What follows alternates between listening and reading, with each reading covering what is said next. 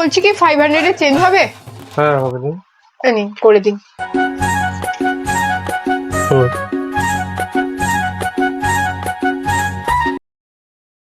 কেন? দাদা একটা কথা বলবো? হ্যাঁ বলো। তুমি যে আমাকে 500 টাকা চেঞ্জ দিলে, কত টাকা ইনকাম করলে? ইনকাম? এখানে কিসের ইনকাম? এতে কোনো ইনকাম নেই। মানে আমি তোমাকে 500 টাকার নোট দিলাম, তুমি আমাকে 100 টাকার নোট 5টা দিলে, তো ইনকাম তো করলে। কত টাকা ইনকাম করলে? আরে বাবা, এতে কোনো ইনকাম হয় না। এতে কোনো ইনকাম নেই। তুমি আমাকে 500 টাকার নোট দিলে, আমি তোমাকে খুচরো করে দিলাম। এতে ইনকাম কিসের? তো বিনা স্বার্থে তো চেঞ্জ কেউ দেয় না।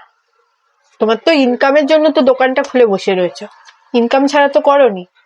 তো এমনি এমনি তুমি আমাকে চেঞ্জ দিলে, ইনকাম না হলে। কত টাকা ইনকাম করলে বলো না দাদা। ঠিক আছে, আমি বলছি কতটা ইনকাম হয়। তুমি আমাকে ওই খুচরো দাও তো, খুচরো দাও। কেন? 500 টাকা।